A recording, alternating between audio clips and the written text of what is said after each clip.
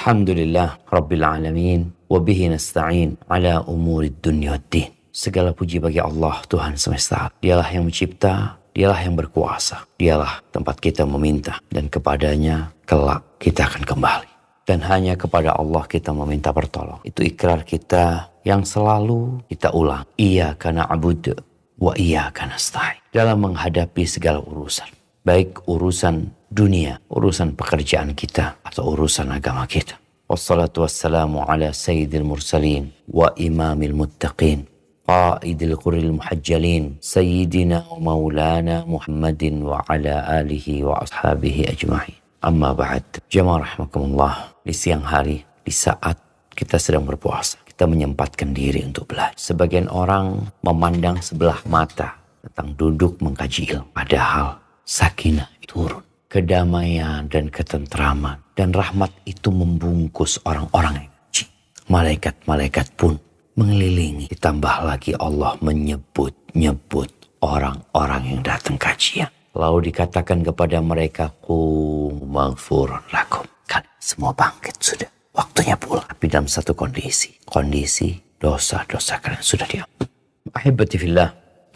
Kita akan berbincang tentang Lailatul Qadar. Yang kata Nabi alaihi salatu wassalam, man hurima khairaha faqad hurim. Yang kehilangan Lailatul Qadar, yang tidak dapat merasakan Lailatul Qadar dan hidup bersama Lailatul Qadar, maka dia orang yang terhalangi dari semua kebaikan. Sebagian kita mungkin kehilangan mobilnya yang dia cintai. Ya masih mungkin engkau beli lagi yang lebih bagus. Mungkin kehilangan rumahnya yang terbakar. Kau tinggal bangunlah. Tapi kalau engkau kehilangan Lailatul Qadar, satu malam yang lebih baik dari 1000 bulan, yang lebih baik dari seluruh umurmu, 83 tahun plus 4 bulan. Maka orang yang kehilangan malam penentuan, malam kemuliaan ini, maka dia orang yang pantas untuk dibesuk karena termasuk orang yang perlu dikasihan. Tapi kok kita tidak melihat itu ya? Tidak melihat ada orang-orang yang menyesal, ya Allah, aku gak dapat Lailatul Qadar. Aku sibuk dengan pekerjaanku. Aku sibuk dengan usahaku. Aku sibuk belanja untuk Idul Fitri. Aku sibuk masak untuk Idul Fitri. Aku sibuk memperbaiki rumah, membersihkan rumah untuk Idul Fitr. Padahal ada Lailatul Qadar. Coba kita baca firman Allah surat Al-Qadar. Kita baca dulu sebelum kita membahas bagaimana kita menjemput Lailatul Qadar. Kita harus satukan hati kita. Benar kau kepingin Lailatul Qadar. Apa gunanya dijelaskan tentang bagaimana meraih Lailatul Qadar kalau orang itu nggak ada keinginan? Nah, silakan dibaca. Baik. A'udzu billahi minasyaitonir rajim. Bismillahirrahmanirrahim. Inna anzalna fi lailatul qadr wa ma adraka lailatul qadr. Lailatul qadri khairum min alfi syahr. Tanazzalul malaikatu fiha bi'idnir rabbihim min kulli amr. Salamun hiya hatta matla'il fajr. Sesungguhnya kami telah menurunkannya Al-Quran pada malam kemuliaan. Dan tahukah kamu apakah malam kemuliaan itu? Malam kemuliaan itu lebih baik dari 1000 bulan. Pada malam itu turun malaikat-malaikat dan malaikat Jibril dengan izin Tuhannya untuk mengatur segala urusan. Malam itu penuh kesejahteraan sampai terbit fajar. Subhanallah. Iya, malam Lailatul Qadar adalah malam diturunkannya Al-Quran. Malam yang penuh dengan berkah. Malam sebagai tanda kasih sayang Allah kepada umatnya Nabi Muhammad alaihi salatu wassalam. Umur kita gak panjang. Kita akan terheran-heran dengan orang yang umurnya 100 tahun lebih. Bisa. Padahal umur-umur umat sebelum kita 1000 tahun, 1100 tahun. Lama mereka hidup. Bahkan Nabi Nuh alaihi salam berdakwahnya saja itu 1000 tahun kurang 5. Nabi alaihi salatu wasallam bersabda, khairun nas man tala umruhu hasuna. Sebaik-baiknya manusia adalah yang panjang umurnya, baik amalannya. Sedangkan umur umat Nabi Muhammad alaihi salatu wassalam baina 60 wa 70. Antara 60 atau 70. Wa aqalluhum man yajuzu dzalika. Sedikit yang lewat 70 dikit. Tapi ternyata Allah gantikan buat umat Islam musim-musim kebaikan. Salah satunya Lailatul. Yang kata Syekh Abdurrahman As-Sa'di, ay tu'adil min fadliha al-fasyahr. Dari kemuliaannya malam ini itu lebih baik dari 1000 bulan. Fal amalul ladzi yaqa' fiha. Amalan yang terjadi, yang dilakukan di malam itu lebih baik daripada mengamalkan amalan itu di 1000 bulan.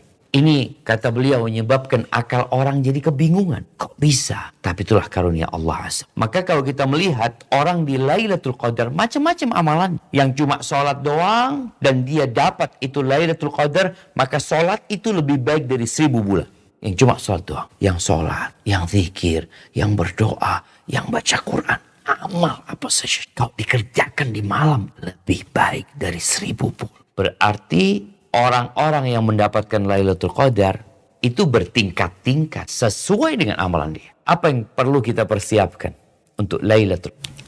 Yang pertama, niat dan tekad kuat. Semua dimulai dari keinginan. Orang yang ingin mendaki gunung, sudah tekadnya bulat, niatnya kuat, maka dia akan bersiap-siap. Benar kau mau berangkat. Ya, mau daki gunung. Gunung apa? Semeru. Tanggal berapa? Insya Allah tanggal sekian, tanggal sekian, tanggal sekian. Udah ada pemandunya? Udah.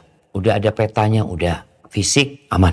Bekal banyak. Itu orang mau daki gunung. Mau dapat apa daki gunung? Ngelihat sunrise. Cuma itu gimana persiapannya, gimana koordinasinya sama kawan-kawan dia. Hanya untuk mendapatkan kesenangan yang tidak lama. Dia siap capek, dia siap lelah, bahkan siap cuti mungkin kalau dia seorang pekerja. Tapi untuk Lailatul Qadar ada nggak keinginan antum? Innamal a'malu binniyah wa innamal likulli imri'in ma nawa. Amalan itu harus ada niat dan orang akan mendapatkan apa. Karena tempat niat ini adalah hati, maka kalau benar mau cari Lailatul Qadar, kau bersihkan hati.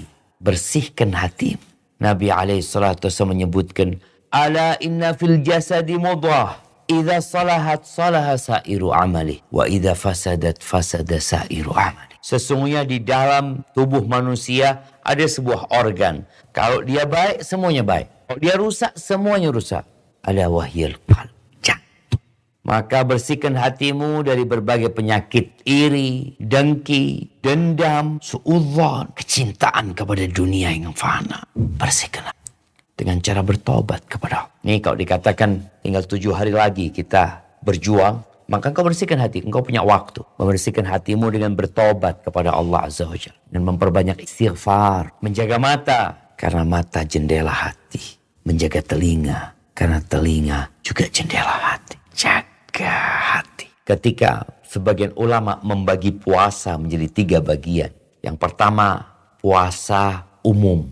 Yang kedua puasa khusus. Yang ketiga puasa khususnya khusus. Intinya itu. Puasa umum ya udah menjaga dari segala pembatal puasa. Dia nggak makan, nggak minum. Dia tidak menyalurkan syahwatnya kepada istrinya di siang hari, bahas puasa umum. Kadang-kala masih berbuat dosa dia.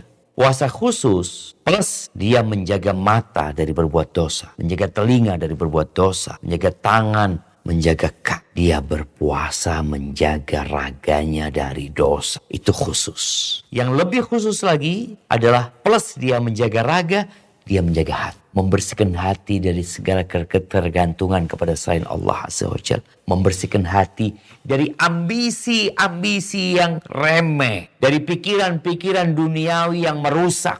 Dia jadikan semua ambisinya Allah Azza. Inna salati wa nusuki wa mahyaya wa mamati lillahi rabbil alamin. Baik, kalau hatimu udah bersih, maka jantung tuh kalau sehat, dia akan memompa darah dengan begitu lancar. Dan kau akan bersungguh-sungguh. Kau akan mempersiapkan diri. Itu bukti. Niat buktinya mempersiapkan diri. Mempersiapkan diri semakin dekat waktunya, semakin dia bersungguh-sungguh. Karena dia punya kerinduan. Aku bener loh mau cari Lailatul Qadar gitu. Buktinya, ya aku udah siapin. Hatiku udah aku bersihkan. Dan Aisyah radhiyallahu ta'ala menceritakan tentang bagaimana suaminya. Karena Rasulullah sallallahu alaihi wasallam yajtahidu fi Ramadan ma la yajtahidu fi ghairi. Beliau itu bersungguh-sungguh di bulan Ramadan yang tidak biasa beliau lakukan di bulan lain. Wa ijtahidu fil ashril awakhir min Ramadan. Dan di 10 hari tersisa di Ramadan, beliau lebih bersungguh-sungguh lagi daripada Ramadan. Nah, taib. Nyarinya kapan? Kita perlu paham tempatnya Lailatul Qadar. Supaya kita bisa memaksimalkan waktu yang ada. Energi yang kita miliki. Lailatul Qadar itu adanya di 10 akhir Ramadan. 10. Jadi sejak malam 21, 22, 23, 24, 25, 26, 27, 28, 29, 30. Kalau bulannya 30 hari. Apa kata Aisyah radhiyallahu taala anha? Rasulullah sallallahu alaihi wasallam bersabda, "Ta'arrau lailatal qadri fil witri minal ashil awakhir min Ramadan wa fi riwayah iltamisuha fil ashil awakhir." Carilah Lailatul Qadar itu di 10 hari terakhir. Di riwayat lain dikatakan di malam-malam ganjilnya. Dan subhanallah jamaah, apakah Lailatul Qadar itu selalu di malam ganjil atau mungkin di malam genap? Bisa diganjil, bisa digenap. Tergantung bagaimana kita menghitungnya. Kenapa Ana sampaikan ini? Karena ada orang-orang yang dia hanya mencari di malam ganjil. Malam 21, oh ibadah. Bener. 22 nggak istirahat, main ini itu. Malam 23, sungguh-sungguh dia. Karena kan Nabi ngomong kan, malam ganjil. Malam 25 kayak gitu. 27 apalagi. 29. Masya Allah. Subhanallah. Nabi kita alaihissalatu wassalam ketika mencari Lailatul Qadar, full beliau cari di 10 hari. Loh, tapi kan Nabi menyebutkan ganjil. Lebih sungguh-sungguh lagi, lebih diharapkan. Nah, tapi nih, di hadis Abdullah bin Abbas radhiyallahu anhuma, Rasulullah sallallahu alaihi wasallam mengatakan, "Iltamisuha fil ashril awakhir min Ramadan." Carilah Lailatul Qadar itu di 10 hari terakhir dari bulan Ramadan. Lailatul Qadri fi tasi'atin tabqa. Carilah Lailatul Qadar itu di 9 malam yang tersisa. Jadi kita kan nggak tahu bulan Ramadan sekarang ini 29 hari atau 30 hari. Kalau ternyata 29 hari berarti 9 hari yang tersisa itu malam 21. Nabi mengatakan iltamisuha fil ashil awakhir min Ramadan Lailatul Qadri fi tasi'atin tabqa. Di 9 hari yang tersisa. Jadi kalau jumlah bulannya 29 hari, 9 hari yang tersisa malam 21. Fi sabi'atin tabqa. Di 7 malam yang tersisa berarti malam 23. Fi khamisatin tabqa. Di 5 hari yang tersisa malam 25. Itu kalau jumlah hari Ramadan 29. Bagaimana kalau jumlah harinya 30? 9 hari yang tersisa malam berapa? Malam 22. Berarti kita ini benar-benar nggak tahu. Karena kita baru tahu Ramadan itu 29 hari atau 30 hari dengan ru'yatul hilal. Dengan melihat hilal. Dan itu baru bisa dilihat di akhir bulan. Ini menunjukkan kita benar-benar harus bersungguh-sungguh. Baik, 9 hari yang tersisa malam 22. Kalau bulannya 30 hari. Di 7 hari yang tersisa malam 24. Di 5 hari yang tersisa malam 26. Kok bisa seperti itu? Nah, Lailatul Qadar benar-benar sembunyi. Ini menunjukkan di 10 hari terakhir kita harus full ibadah. Nggak milih-milih. Ya kalau bicara tadi ganjil, oke. Ganjil itu hitungan nanti di terakhir. Kalau 29 hari insya Allah sama 21, 23, 25, 27, 29. Kalau cuma 29 hari. Tapi kalau 30 hari ternyata ganjilnya itu jadi witir. Afwan, genapnya itu jadi witir kalau dihitung dari akhir. Subhanallah, ahibati fillah. Apa yang dilakukan sekarang? Ini kita di malam 10 hari terakhir ini. Yang kita lihat di 10 hari terakhir ini orang sudah sibuk urusan Idul Fitri. Sibuk mudik, sibuk belanja, baju, masak, buat kue ini dan itu. Padahal ada satu malam yang kita perlu fokus, carinya perlu fokus, perlu konsentrasi. Amalan yang pertama, kata Abu Hurairah radhiyallahu taala anhu, Rasulullah sallallahu alaihi wasallam bersabda dalam hadis riwayat Imam Bukhari Muslim, "Man qala lailatal qadri imanan wa ihtisaban ghufira lahu ma taqaddama min dzambi." Barang siapa yang salat di malam Lailatul Qadar karena iman wa ihtisaban, karena dia beriman, bukan karena ikut-ikutan, dan karena dia berharap pahala, dosa-dosa dia yang lalu diampuni. Ini pahala khusus salatnya. Wa illa salatnya itu lebih baik dari 1000 bulan. Salatnya itu. Kalau dia dapat Lailatul Qadar. Maka kalau kita lihat Rasulullah sallallahu alaihi wasallam, kata Aisyah radhiyallahu taala anha, kana an-nabiy sallallahu alaihi wasallam idza dakhala al-ashru. Nabi Muhammad alaihi salatu wassalam apabila masuk ke 10 hari terakhir. Masuk nih, malam 21. Apa yang terjadi? Syadda mi'zarahu. Sarungnya dikencengin ya ma. Ini pertanda beliau nggak lagi mendekati istri.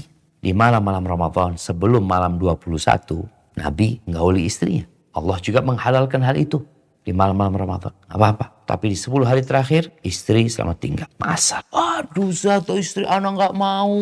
Ditinggal ini dan itu. Engkau nakoda, engkau pemimpin. Bisikkan di telinga istrimu. Dek, aku mau cari yang lebih baik dari 1000 bulan. Istri mendapati suami seperti itu. Dukung, siap bang. Moga aku juga dapat. Silahkan engkau. Hidupkan malam. Kita tahu Nabi itikaf ya. Beliau tinggalkan istri. Istri siapkan makan dan sarungnya dikencingin ya. Wa ahya lailahu, malam harinya dihidupkan jemaah. Artinya di 20 awal Ramadan beliau biasa sholat malam beliau tidur. Tapi untuk 10 hari terakhir beliau lebih banyak lagi begadang ibadah. Karena mau cari malam, bukan cari siang, cari malam Lailatul Qadar. Wa ayqadha ahlahu. Istrinya dibanguni, anaknya dibanguni. Nah, ayo bangun salat, bangun. Itu bagi yang mau menjemput Lailatul Qadar. Kemudian memperbanyak doa di malam itu. Sebagaimana Aisyah radhiyallahu taala anha berkata kepada Nabi alaihi salatu wassalam, "Ya Rasulullah, ara'aita in alimtu ayya lailatin lailatul qadri hiya lailatul qadri ayya lailatin hiya lailatul qadri." Wahai Rasulullah, bagaimana pendapatmu apabila aku tahu dengan tanda-tandanya malam Lailatul Qadar? Ini bicara tandanya. Jadi tanda itu ada yang di pagi hari udah selesai. Yang diceritakan tandanya itu matahari terbit tidak menyengat pada waktu itu. Tapi kalau tanda di malam harinya, tadi udah kita baca bahwasanya turun malaikat. Jibril turun. Kan Nabi menyebutkan di malam itu jumlah malaikat yang ada di muka bumi seperti bilangan kerikil. Salam. Penuh dengan kesejahteraan. Damai. Ya Allah, hati jadi tenang. Mungkin itulah. Ma aqulu fiha, kata Aisyah, aku baca apa? Baca apa? Quli. Kata Nabi SAW, katakan, Allahumma innaka afun tuhibbul afwa fa'fu anni. Katakan, ya Allah, sesungguhnya engkau maha pemaaf, engkau cinta dengan maaf, maafkan aku ya Allah. Perbanyak doa, salah satunya doa. Baca. Minta maaf karena kita banyak dosa. Jangan sampai engkau dapat Lailatul Qadar lalu engkau ujub, bangga. Doanya suruh minta maaf. Dan kalau merenungkan doa ini ada tuntutan buat engkau. Apa? Kau maafkan orang lain. Loh, gimana engkau minta maaf lalu ada orang minta maaf kau katakan tidak. Engkau mau Allah nggak ngampuni engkau. Engkau mau Allah tidak memaafkan. Nggak mau kan kita. Maka ketika ada orang minta maafkan dia. Jaga hati agar tidak menderita. Kemudian berbagai macam amal soleh yang dapat engkau lakukan. Seperti memperbanyak zikir. Baca zikir apa saja engkau bisa. Mulai matahari terbenam ya. Antara maghrib dan isya. Kamu sholat silahkan sholat. Sambil nunggu isya. Habis isya sholat lagi. Banyak zikir. Baca subhanallah. Walhamdulillah. Wa la ilaha illallah. Wallahu akbar. Baca subhanallah wa bihamdihi. Subhanallahil azim. Baca. Doanya apa saja. Perbanyak baca innaka afun. Allahumma innaka afu. Baca Rabbana atina fid dunya hasanah. Zikirnya apa saja. Kemudian baca Quran.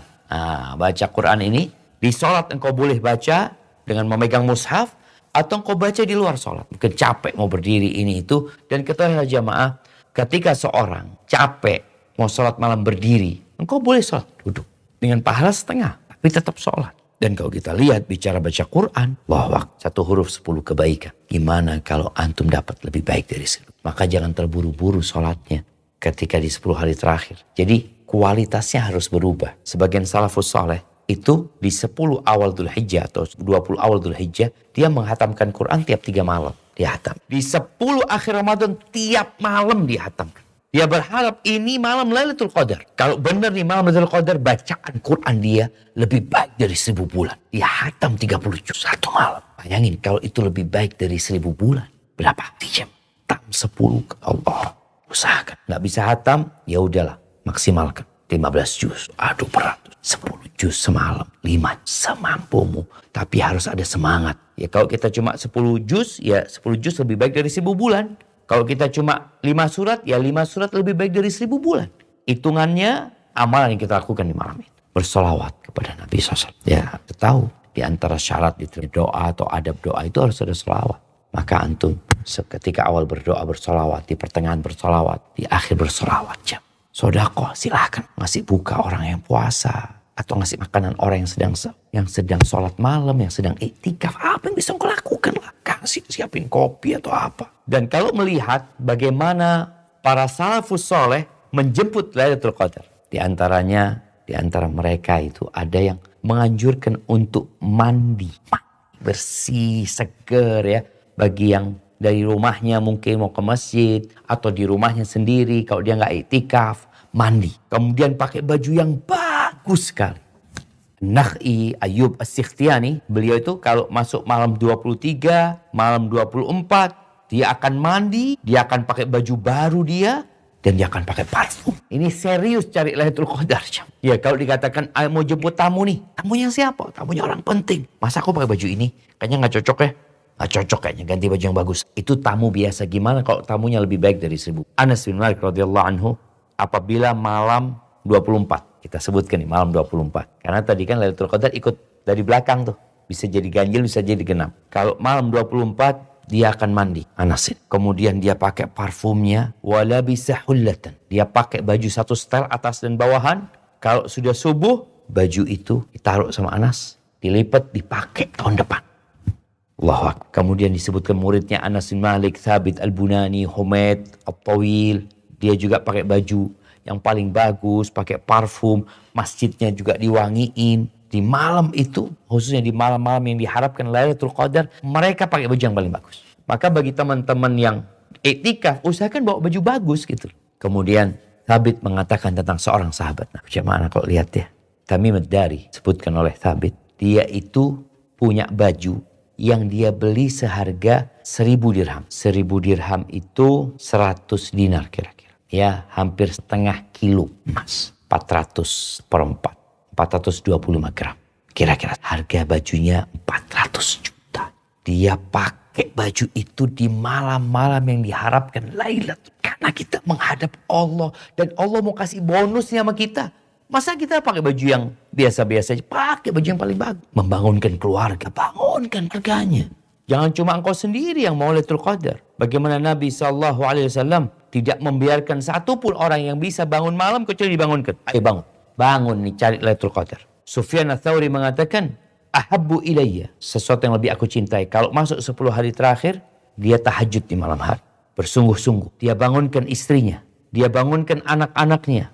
Untuk sholat kalau mereka mampu melakukan. Dan subhanallah, Umar pun melakukan itu. Membangunkan keluarganya. Bacaan sholatnya diperpanjang tadi. Yang biasa sholat tarawih umpamanya cuma setengah jam, diperpanjang jadikan 1 jam. 10 hari terakhir. Dan di masa para sahabat Nabi, para tabi'in, Allahu Akbar. Mereka itu kalau sholat, Al-Baqarah itu dibaca 8 rakaat. Di antara mereka baca 8 rakaat. Kalau ternyata imamnya baca di 12 rakaat, buat mereka, imamnya udah bagus, udah meringankan mereka. Tapi intinya jamaah, perbanyak bacaan. Sholat tarawih gak harus di rumah. Afan gak harus di masjid. Kalau engkau mungkin punya pekerjaan, ya sholat di rumah. Ya kalau bisa jamaah-jamaah gak bisa sendirian gak apa-apa. Kemudian iktikaf. Usahakanlah. Kalau nggak bisa iktikaf selama 10 hari full, sebagaimana dilakukan Nabi SAW, maka engkau bisa iktikaf di malam harinya. Malam harinya aja.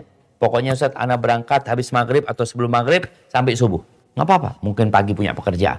Karena dengan iktikaf itu, kita menciptakan suasana yang mendukung. Di mana kita tinggalkan semua kesibukan dunia kita. Handphone kok bisa dimatikan juga supaya mereka tahu bahwasanya engkau nggak sibuk dengan handphonemu, engkau sedang mau iktikaf, menjalin hubungan dengan Allah Subhanahu wa taala, memperbanyak sholat, zikir, doa. Iktikaf. Nggak harus di masjid yang jauh-jauh, masjid dekat rumah. Ustaz, nggak ada berbukanya, nggak ada sahurnya, antum bawa bekal buat sahur. Kondisikan antum benar-benar siap untuk meraih Lailatul Qadar. Bagi wanita, ya nggak bisa iktikaf kalau dia datang bulan, tapi tetap bisa meraih Lailatul Qadar dengan amalan yang dapat dia kerjakan. Maka ahibati fillah, berusahalah kita untuk menyambut Lailatul Qadar dengan segala yang mampu kita kerjakan. Karena amalan apa aja kita lakukan di dalamnya itu lebih baik dari 1000.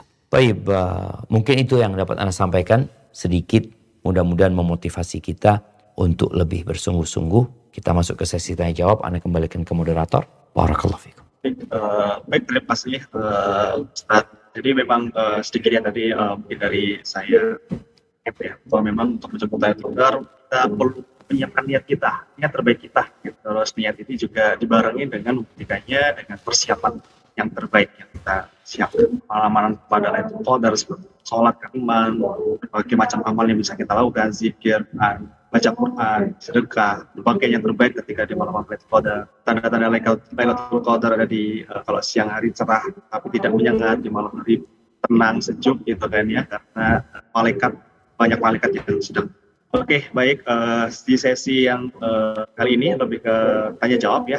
Jadi saya baik di kolom chat ataupun personal chat ke arah saya tanyakan Ustadz ya. Assalamualaikum Ustadz, Barakalakum, izin bertanya, apakah hari-hari Lailatul Qadar kalau misalnya orang tersebut gitu kan ya memang masih ada kegiatan atau aktivitas bekerja di siang hari dan misalnya kita berdiam dirinya atau iktikafnya di malam hari, itu bagaimana? Walaupun tadi sudah disampaikan, boleh ditekankan lagi. Masya Allah, barakallah fiqh. Nah, ahibati fillah, bicara iktikaf ya, sebagian orang beranggapan berlebih-lebihan orang yang iktikaf. Kita itu harus balance antara dunia dan akhirat. Cuma 10 hari. Dari 12 bulan, Ramadan cuma 1 bulan. Dan dalam 1 bulan itu dianjurkan iktikaf di 10 hari terakhir. Tapi gimana Ustaz kalau orang tetap bekerja di siang hari? Karena memang bicara pekerjaan ada orang yang terikat dengan kontrak. Ya, kalau engkau bisa sejak awal persiapan, aku mau tahun ini aku mau iktikaf. Ya sudah, cutimu jangan diambil, gitu. Cutinya dikhususkan 10 hari terakhir. Tapi kalau nggak bisa Ustaz, ya, kalau nggak bisa, ya udah, engkau niatkan bahwasanya engkau akan mencari Lailatul Qadar di malam hari dengan iktikaf di masjid di waktu malam. Apa? Pagi pulang. Atau ada yang baru bisa iktikaf setelah jam 10 malam. Karena ana baru tutup tempat kerjaannya jam 10.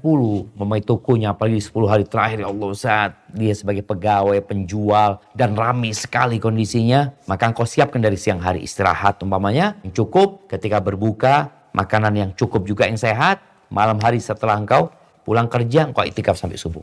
Jadi nggak apa-apa. Kalau usahakan ketika subuhnya itu tidak langsung pulang. Tapi pulanglah ketika matahari terbit. Karena biasanya Rasul SAW meninggalkan masjid itu setelah matahari terbit. Hadza wallahu a'lam bissawab. Ustaz, terima kasih. Izin lanjutkan pertanyaan yang lainnya. Assalamualaikum Afwan, Ustaz, izin bertanya, apakah doa Allahumma innaka afuwun tuhibbul afwa fa'fu anni dibacanya hanya di malam hari saja Ustaz? Masya Allah, barakallahu fiik. Nah, ahibati fillah, pada hakikatnya doa-doa minta kebaikan itu boleh dibaca kapan saja yang memang tidak ada kekhususan waktu membacanya. Boleh, mau dibaca sekarang nih, sekarang baca Allahumma innaka afuwun tuhibbul afwa fa'fu anni. Boleh. Anda mau baca nanti waktu sujud, boleh. Hanya saja di 10 hari terakhir di waktu malamnya itu sangat diharapkan itu yang dibaca. Kalau engkau tahu itu Lailatul Qadar, itu yang kau baca gitu. Perbanyak baca doa itu. Sedangkan kalau ingin membaca doa ini sebenarnya kita baca kapan saja. Nggak harus nunggu Lailatul Qadar. Karena memang kembali kepada makna doa tersebut yang begitu indahnya memohon maaf kepada Allah Azza wa Jalla. Hadza wallahu a'lam bissawab. Nah. Oke, baik Ustaz, jadi bisa kapanpun ya dan perbanyak di malam Lailatul Qadar. Izin lanjut pertanyaan selanjutnya. Oke, Assalamualaikum Ustaz. Waalaikumsalam Ustaz, tim dan jamaah kajian. Saya ingin iktikaf ke masjid besar di Jakarta. Hidup dengan 3 anak lelaki yang udah balik ya, insya Allah udah balik informasinya. Kondisi suami sudah dipanggil Allah SWT. Apa nasihat Ustadz dengan keinginan iktikaf saya ini Ustadz? Jazakumullah khair. Masya Allah, barakallah fiik. Ya jamaah, iktikaf ini bukan hanya untuk kaum laki-laki. Istri-istri Nabi radhiyallahu ta'ala anhunna, mereka iktikaf di masa Nabi hidup. Dan mereka iktikaf setelah Nabi meninggal. Karena memang iktikaf sebuah ibadah yang spesial ya. Ketika kita meletakkan dunia kita. Kita tinggalkan rumah kita. Kita tinggalkan kasur kita yang lalu kita datang ke rumah Allah Azza wa Jal. Kita berdiam diri di sana selama 10 hari 10 malam. Ini satu hal yang berat. Tapi perlu perjuangan. Istimewa. Kalau tadi dikatakan ibu 3 anak itu kepingin iktikaf dan dia sudah gak ada suaminya, berarti gak perlu izin suaminya. Dan anak-anak yang udah balik, bismillah berangkat. Gak apa-apa. Sebagaimana istri-istri Nabi iktikaf. Hanya saja mereka yang iktikaf bawa anak, tolong memperhatikan anaknya. Kalau anak yang sudah balik insya Allah bisa ditinggal. Tapi kalau anaknya masih kecil, mau tidak mau, jangan sampai mengganggu yang lainnya. Kalau bicara iktikaf di masjid di Jakarta, cari masjid yang nyaman. Maksudnya karena kita tahu ada 3 masjid yang nggak boleh kita niat ibadah safar kecuali 3 masjid ini. Masjidil Haram, Masjid Nabawi, sama Masjidil Aqsa. Adapun masjid-masjid yang ada semuanya sama di Indonesia ini. Dari sisi ya nggak ada fadilah tersendiri. Tapi carilah masjid yang engkau lebih tenang, lebih bisa fokus daripada ke satu masjid nanti rame di sana. Atau terlalu banyak orang yang iktikaf sehingga kita juga nggak bisa fokus, terganggu dengan keramaian. Maka tolong ketika memutuskan memilih tempat iktikaf, pilih tempat yang membuat ibadahmu lebih konsentrasi, lebih khusyuk. Hadza wallahu a'lam bissawab. Baik Ustadz, izin pertanyaan selanjutnya ini alhamdulillah interaktif nih Ustadz ya, dalam arti pertanyaan nanti banyak nih, semoga nanti bisa disampaikan atau dijawab secara tepat dan efektif dan cukup waktunya. Oke, Assalamualaikum Afwan Ustadz. Bulan Januari kemarin saya baru saja terkena tiba istri saya meninggal pada saat melahirkan. Qadarullah, bayinya pun tidak selamat. Sampai saat ini saya masih terpuruk Ustadz, tidak jelas arah tujuan hidup ini, padahal saya baru 2 tahun menikah. Yang ini saya tanyakan adalah apakah saya termasuk golongan orang yang meninggal syahid? Lalu bagaimana dengan bayi yang masih dikandungnya? Dan Afwan Ustadz, saya mohon nasihatnya untuk saya Ustadz supaya bisa sepakat lagi apakah ini teguran atau azab Ustadz, padahal saya selalu taat beribadah, insya Allah selalu takut melakukan dosa. Barakallahu fikum Ustadz.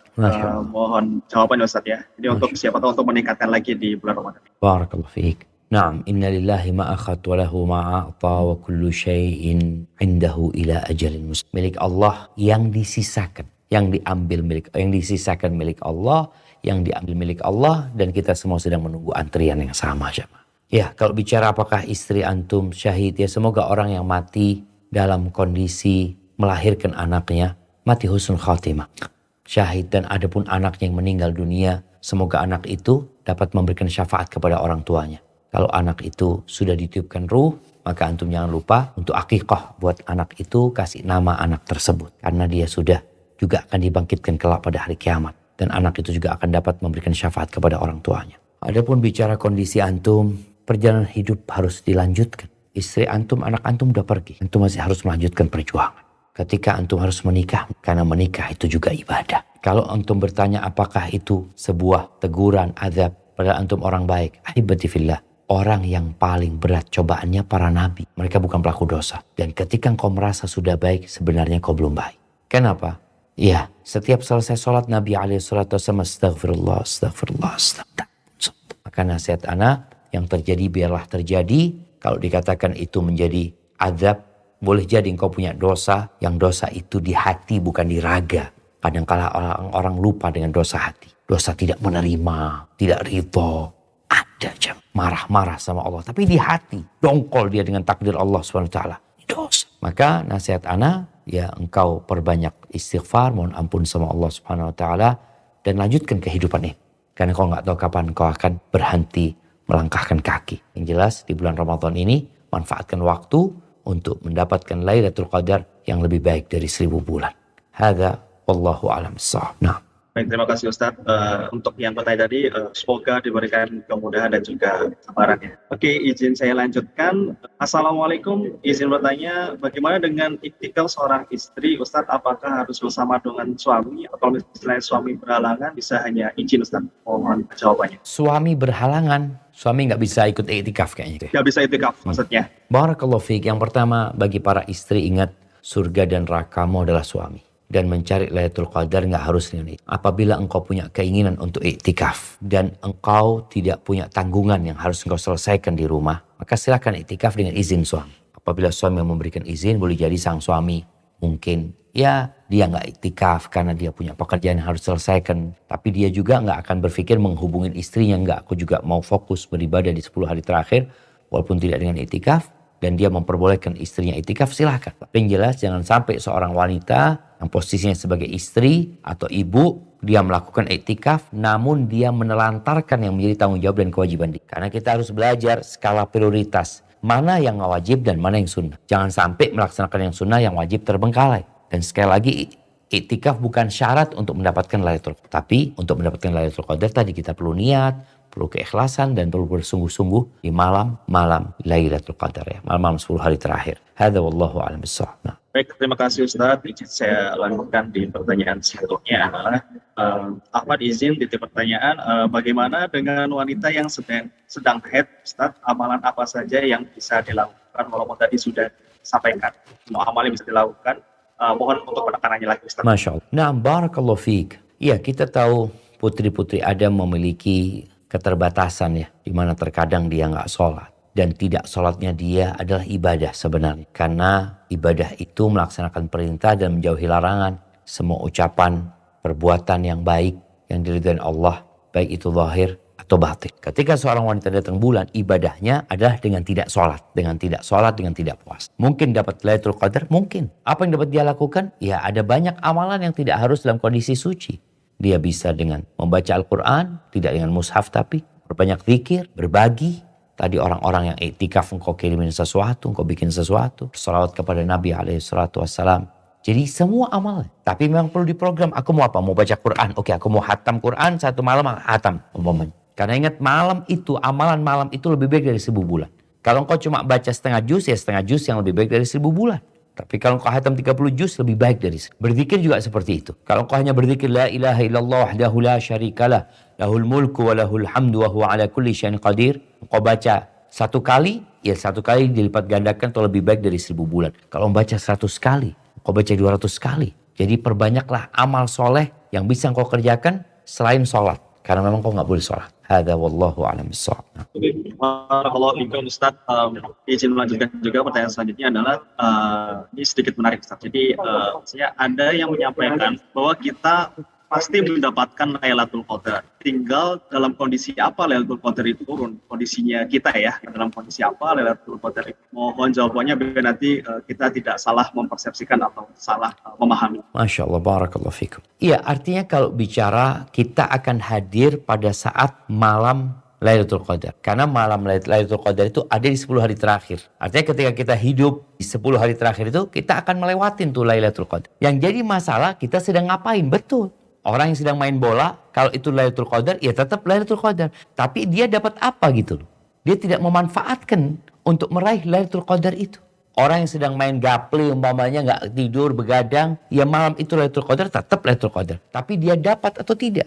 Oleh karena itu kita lihat Nabi SAW bersabda, Man qama Lailatul Qadri imanan wa ihtisaban. Barang siapa yang di malam Lailatul Qadar, dia bangun, dia sholat karena iman dan berharap pahala, diampuni dosa-dosa dia yang lalu. Tapi kalau dia di malam itu main bola, begadang, nonton, ya kata Nabi SAW, barang siapa yang terhalang dari mendapatkannya, itu dia orang yang terhalang dari segala kebaikan. Jadi memang betul, orang yang tidak tidur di 10 hari terakhir itu, dia akan melewati Lailatul Qadar, salah satunya. Tapi bagaimana kondisi, dia itu yang menentukan. Dia mendapatkan pahala yang lebih baik dari 1000 bulan atau enggak. Atau malah dosa yang dia dapatkan di malam itu. Hadza wallahu a'lam bissawab. Ustaz, misalnya ini satu pertanyaan lagi ya, mohon maaf untuk rekan-rekan semua yang hadir bisa membacakan pertanyaan atau penjelasannya semuanya. Misalnya di akhir kalau misalnya ada yang perlu ditanyakan bisa nanti di lain kesempatan. Di pertanyaan terakhir Ustaz, saat melakukan ibadah iktikaf, apakah pahalanya bisa mengalir kepada orang tua kita yang sudah meninggal dunia atau wafat? Masya Allah, barakallahu fiik. Naam, ahibati fillah, idza mata ibnu Adam, kalau anak Adam itu mati, putus amalan dia. Kecuali sedekah jariyah, ilmu yang bermanfaat dan anak soleh yang mendoakan. Berkaitan dengan ilmu, apabila orang tua mengajarkan ilmu bermanfaat sama anaknya mengamalkan, tentu orang tua akan dapat. Orang tua mengajarkan iktikaf, anaknya iktikaf, orang tua akan dapat. Bukan kepada anak, antum mengajarkan iktikaf kepada tetangga mengamalkan, antum akan dapat pahala. Ini berkaitan dengan ilmu yang bermanfaat yang diajarkan tadi. Adapun anak ini hasil kerja orang tua. Kata Nabi SAW, wal waladu min sa'il walid. Anak ini hasil kerja orang tuanya. Kalau orang tuanya yang mendidik anaknya dengan baik, apa saja amalan yang dikerjakan anaknya, insya Allah orang tuanya dapat. Bukan bicara iktikaf, anaknya sholat, anaknya sedekah. Tapi ada amalan yang diniatkan buat orang tua. Di antaranya sedekah, dia sedekah nih, niat buat orang tua. Maka akan nyampe. Tapi kalau dia nggak niatkan, tapi dia juga adalah anak yang berbakti sama orang tuanya dan diajari segala kebaikan sama orang tuanya, insya Allah secara otomatis orang tua dapat bagi. Jadi buat anak-anak yang iktikaf, maka antum manfaatkan waktu itu untuk mendoakan orang tua. Kalau ternyata antum diajarin iktikaf sama orang tua, ya otomatis orang tua akan dapat bagiannya. Intinya kita ini memperbanyak amal Dan yang punya orang tua sudah meninggal dunia, perbanyak doa buat orang tuanya. Perbanyak sedekah buat orang tuanya. Semoga Allah mengampuni dosa-dosa mereka. Karena yang dibutuhkan mereka sekarang adalah ampunan dari Allah Subhanahu wa taala. Dan di malam Lailatul Qadar juga tadi udah disebutkan doa yang kita panjatkan minta maaf sama Allah Subhanahu wa taala. Barakallahu fiik, itu mungkin yang dapat Anda sampaikan. Kurang lebihnya mohon maaf. Kajian yang singkat ini mudah-mudahan dapat mengantarkan kita untuk menjadi insan yang lebih bertakwa kepada Allah Azza wa Jal, dan semoga kita mendapatkan Lailatul Qadar. Taib, Anda kembalikan ke moderator. Jazakumullah khair.